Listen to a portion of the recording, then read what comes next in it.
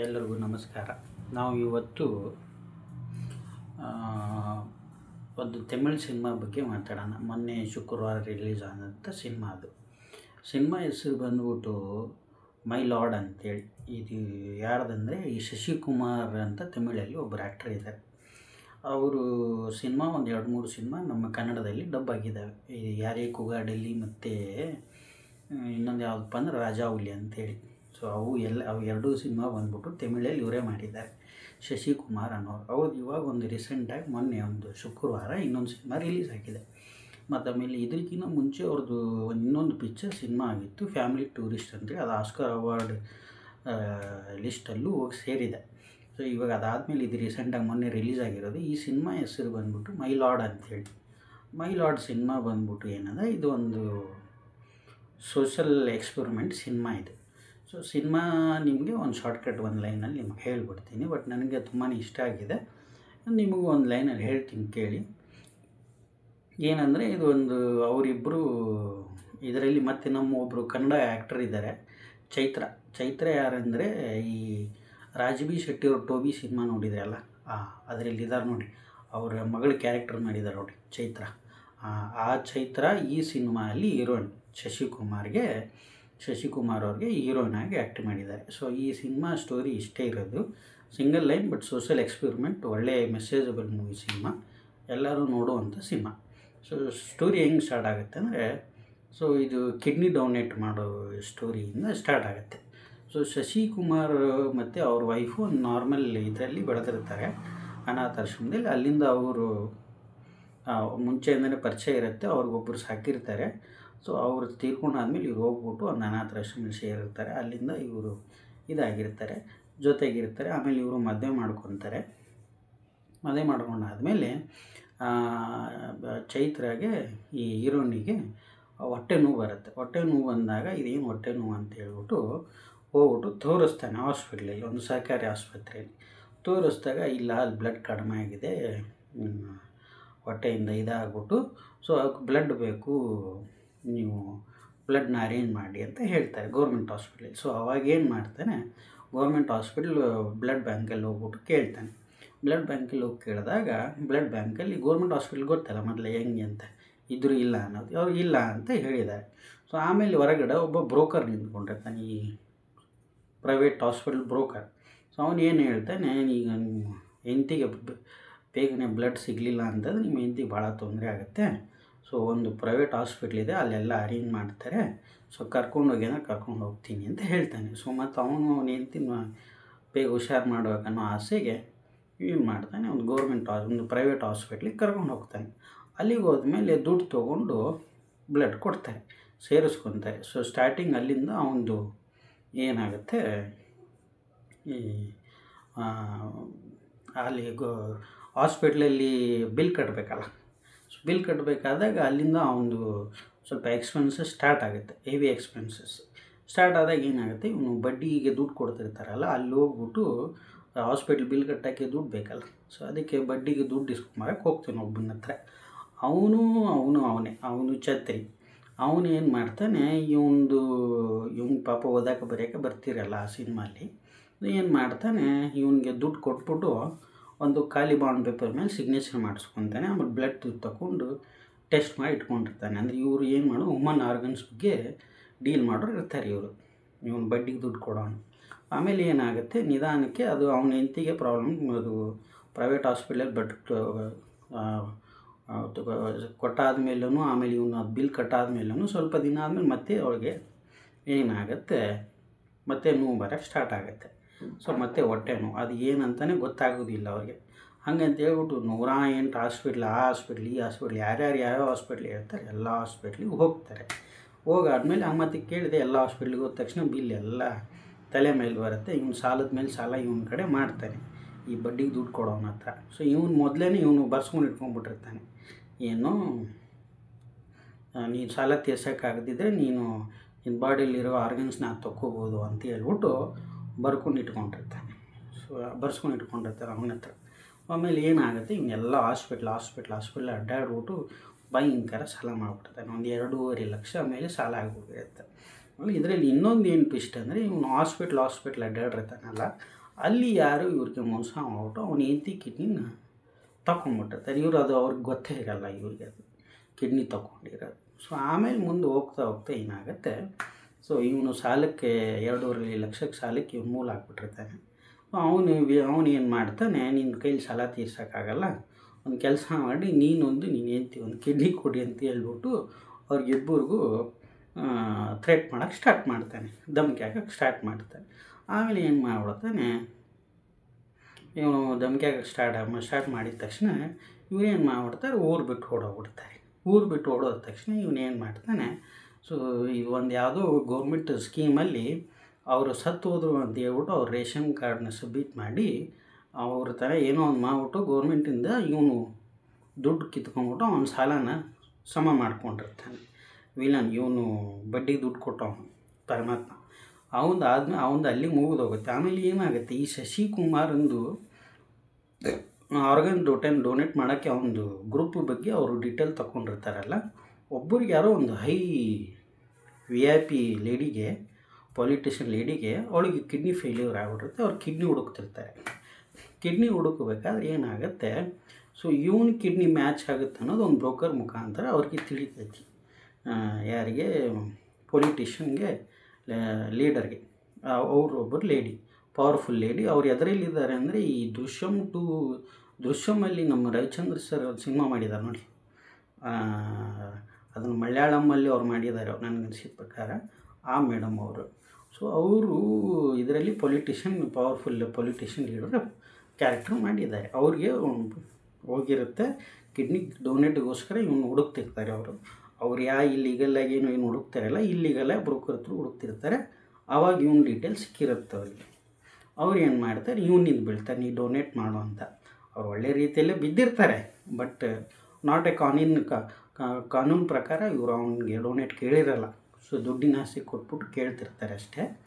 So ಅದೇನಾಗುತ್ತೆ, ಹಿಂಗೆ ಹೋಗ್ಬೇಕಾದ್ರೆ ಸೊ ನಿಧಾನಕ್ಕೆ ಅದು ಈಗ ಇವನು ಏನು ಮಾಡ್ತಾನೆ, ಸೊ ಇವನ ಮೇಲೆ ಯಾರು ಇವನು ಬಡ್ಡಿಗೆ ದುಡ್ಡು ಕೊಟ್ಬಿಟ್ಟು ಇವ್ರನ್ನ ಸತ್ತು ಹೋಗಿದ್ದಾರೆ ಅಂತ ಹೇಳ್ಬಿಟ್ಟು ಇವ್ರು ರೇಷನ್ ಕಾರ್ಡು ಇದನ್ನೆಲ್ಲ ವಜಾ ಮಾಡಿಬಿಟ್ಟಿರ್ತಾನಲ್ಲ, ಇವನ ಮೇಲೆ ಇವನಿಗೆ ಒಂದು ಸ್ವಲ್ಪ ನಮ್ಗೆ ಹಿಂಗೆ ಮಾಡಿಬಿಟ್ಟಿದ್ದಾನಲ್ಲ, ತೊಂದರೆ ಮಾಡಿಬಿಟ್ಟಿದ್ದಾನಲ್ಲ ಅಂತ ಹೇಳ್ಬಿಟ್ಟು ಶಶಿಕುಮಾರ್ ಅವ್ರಿಗೆ ಇವನ ಮೇಲೆ ಒಂದು ಸ್ವಲ್ಪ ಹಾಗೆ ಇರುತ್ತೆ. ಸೊ ಅವಾಗ ಇವನು ಏನು ಮಾಡ್ತಾನೆ, ಈಗ ಹೆಂಗಾದ್ರು ಇದು ಪೊಲಿಟಿಕಲ್ ಬ್ಯಾಕ್ಗ್ರೌಂಡ್ ಇರೋ ಒಂದು ಲೇಡಿನೂ ಈಗ ಇವನು ಬೆನ್ನಿಂದ ಬಿದ್ದಿರ್ತಾರೆ ಕಿಡ್ನಿಗೋಸ್ಕರ.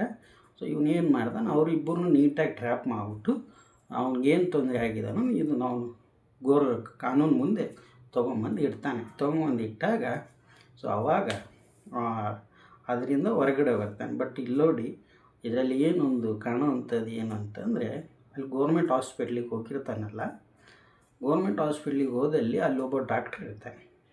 ಅವನೇ ಹೇಳ್ತಾನೆ ಹಿಂಗೆ ಪ್ರಾಬ್ಲಮ್ ಆಗಿದೆ ಹೊಟ್ಟೆಯಲ್ಲಿ ಅಂತ ಹೇಳ್ಬಿಟ್ಟು ಫಸ್ಟು. ಸೊ ಅವನೇ ಮತ್ತೊಂದು ಸಾರಿ ಪ್ರೈವೇಟ್ ದವಾಖಾನೆಗೆ ಇವನು ಅಡ್ಡಾಡ್ತಾ ಇರ್ತಾನಲ್ಲ, ಆವಾಗ ಅಲ್ಲಿ ಪ್ರೈವೇಟ್ ದವಾಖಾನೆಯಲ್ಲಿ ಇವನೇ ಇರ್ತಾನೆ. ಈ ಡಾಕ್ಟ್ರೇ ಪರಮಾತ್ಮ ಇವನೊಂದು ಪ್ರೈವೇಟ್ ದವಾಖಾನೆ ಮಾಡ್ಕೊಂಡಿರ್ತಾನೆ. ಅವನೇ ಆಪ್ರೇಷನ್ ಮಾಡ್ತಾನೆ ಇವಳಿಗೆ. ಯಾರಿಗೆ, ಚೈತ್ರಾನ್ ಕಿಡ್ನಿ ಅವ್ನು ಯಾರು ತೊಗೊಂಡೋ ಗೊತ್ತಿಲ್ಲ. ಬಟ್ ಅದು ಇನ್ನೂ ಅನ್ಕ್ಲಿಯರಾಗೇ ಇದೆ ಈ ಸ್ಟೋರಿಯಲ್ಲಿ. ಯಾಕಂದರೆ ಅವ್ನು ತುಂಬ ಹಾಸ್ಪಿಟ್ಲ್ ಅಡ್ಡಾಡಿರ್ತಾನೆ. ಸೊ ಬಟ್ ಇಲ್ಲಿ ವುಮನ್ ಆರ್ಗನ್ಸ್ನ ಹೆಂಗೆ ಇವರು ಒಂದು ಮಾರ್ಕೆಟ್ ಮಾಡಿಬಿಟ್ಟಿದ್ದಾರೆ ಅನ್ನೋದನ್ನು ತೋರಿಸಿದ್ದಾನೆ ನೀಟಾಗಿ. ಬಟ್ ನನಗೆ ಈ ಇದರಲ್ಲಿ ಹಂಗೆ ಮಾಡ್ತಾನೆ. ಸೊ ಲಾಸ್ಟ್ ಕ್ಲೈಮ್ಯಾಕ್ಸ್ ಇನ್ನೊಂದು ಫುಲ್ ಹೇಳ್ಬಿಡ್ತೀನಿ ಸ್ಟೋರಿ. ಕ್ಲೈಮ್ಯಾಕ್ಸಲ್ಲಿ ಏನಾಗುತ್ತೆ, ಪೊಲಿಟಿಷನ್ಗೆ ಲೇಡಿ ಇರ್ತಾರಲ್ಲ, ಕಿಡ್ನಿ ಹುಡುಕ್ತಿರ್ತಾರೆ.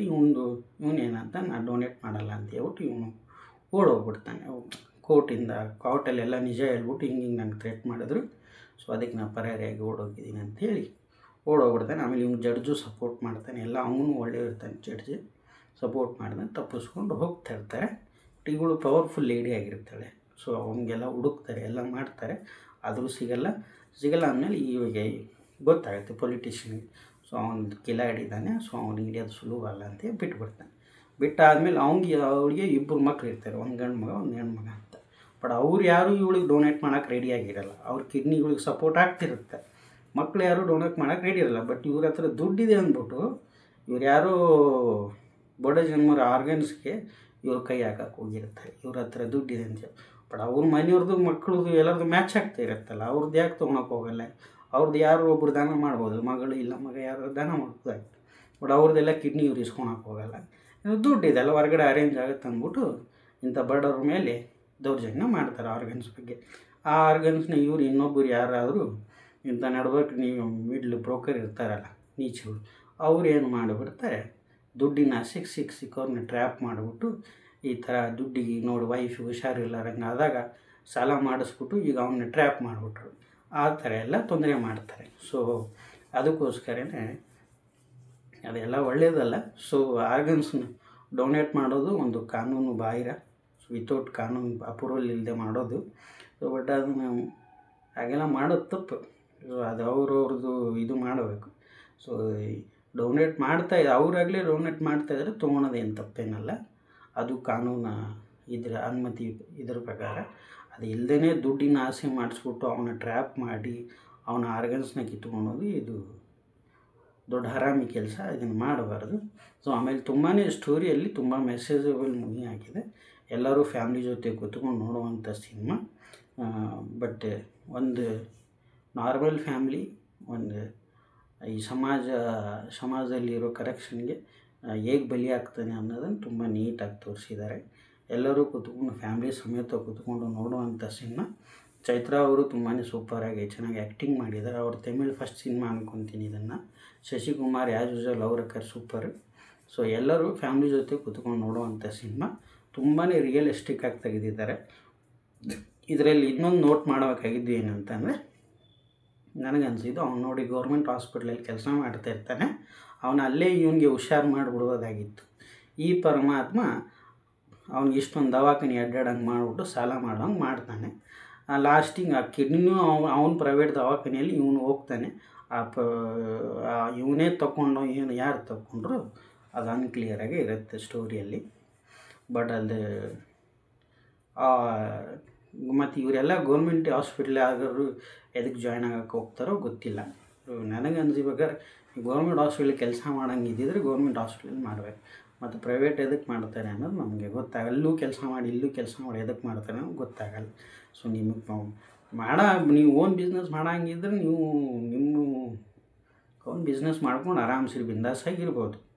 ಸೊ ಬಟ್ ಅದು ನೀವು ಗೌರ್ಮೆಂಟಲ್ಲೂ ಅಲ್ಲೂ ತಿಂದು ಇಲ್ಲೂ ತಿನ್ನೋಕೆ ಬಂದರೆ ಅದು ಯಾವ ನ್ಯಾಯ ಅಂತ ಅದು ನೀವೇ ತಿಳ್ಕೊಬೇಕು. ಇಲ್ಲ ಅಂದರೆ ಯಾರನ್ನ ಒಂದು ಮಾಡಬೇಕು. ನನಗೆ ಅನಿಸ್ಬೇಕಾದ್ರೆ ನೀವು ಅದು ಎರಡೂ ಕಡೆ ಮಾಡಿ ಇಂಬ್ಯಾಲೆನ್ಸ್. ಈಗ ನೋಡಿರಿ ಅಕಸ್ಮಾತ್ ಈಗ ನನಗೆ ಸ್ಮಾಲ್ ಕನ್ಫ್ಯೂಷನ್ ಏನಂದರೆ, ಈಗ ಅವನು ಅಲ್ಲಿ ಗೌರ್ಮೆಂಟ್ ನೌಕರಿ ಅಲ್ಲಿಗೆ ಈಗ ಸರ್ಕಾರ ದವಾಖಾನೆಗೆ ಹೋದರೆ ಸೊ ಅಲ್ಲಿ ಫ್ರೀಯಾಗಿ ಅವ್ನು ನೋಡ್ತಾ ಇರ್ತಾನೆ, ಅಲ್ಲಿ ಯಾವುದೇ ಚಾರ್ಜ್ ಮಾಡಲ್ಲ ಅವನು. ಈಗ ಅವನದೇ ಅದೇ ಪ್ರೈವೇಟ್ ದವಾಖಾನೆಗೆ ಹೋದರೆ 100-200 ರೂಪಾಯಿ ಬರೀ ಕನ್ಸಲ್ಟೆನ್ಸಿ ಫೀಸ್ ತೊಗೊತಾ ಇರ್ತಾನೆ. ಸೊ ಇದರಲ್ಲಿ ಯಾವ್ದು ನಯ ಹೋಯ್ತು ಇವಾಗ? ಸೊ ಈಗ ಇವ್ನು ಹೆಂಗೆ ನಂಬಬೇಕು? ಹಂಗಾದರೆ ಇಲ್ಲಿ ಫ್ರೀಯಾಗಿ ಕರೆಕ್ಟಾಗಿ ನೋಡ್ದಾನಂತ ನಂಬೇಕಾ, ಅಲ್ಲಿ ದುಡ್ಡು ತೊಗೊಂಡು ಕರೆಕ್ಟಾಗಿ ನೋಡ್ದಾನಂತ ನಂಬೇಕಾ? ಇವನ್ನ ನಾವು ಯಾವ ಕಾರಣದ ಮೇಲೆ ಈ ಡಾಕ್ಟ್ರನ್ನ ನಂಬಬೇಕಾಗತ್ತೆ ನಾವು? ಸೊ ಹಾಗಾಗಿ ದಯಮಾಡಿ ನೀವು ಕಲ್ತಿದ್ದೀರಾ ಅಲ್ಲ, ಅಷ್ಟೊಂದು ಲಕ್ಷಾಂತರ ರೂಪಾಯಿ ಖರ್ಚು ಮಾಡಿ ಕಲ್ತಿರ್ತೀರ, ಮಾಡೋದೇನು ತಪ್ಪೇನಲ್ಲ, ಮಾಡಿ ಬಿಸ್ನೆಸ್ ಮಾಡ್ತೀರಾ ಮಾಡಿ, ಅದರಲ್ಲೂ ಮಾನವೀಯತೆ ಇರಲಿ, ತೊಂದರೆ ಇಲ್ಲ. ಒಂದು ಪ್ರೈವೇಟ್ ಹಾಸ್ಪಿಟಲ್ ಸರ್ವಿಸ್ ಕೊಡ್ತೀನಿ ಅಂದರೆ ಕೊಡಿ, ಇಲ್ಲ ನೀವು ಪ್ರೈವೇಟಲ್ಲಿ ಬಿಸ್ನೆಸ್ ಮಾಡ್ತೀನಿ ಅಂದ್ರೆ ಮಾಡಿ, ಅದೇನು ತಪ್ಪೇನಿಲ್ಲ. ಬಟ್ ಎರಡರಲ್ಲೂ ಮಾಡಬೇಕಾದ್ರೆ ನಿಮ್ಮ ಮೇಲೆ ಹುಟ್ಟೋ ಕನ್ಫ್ಯೂಷನ್ ಅಂದರೆ ಇದೆ.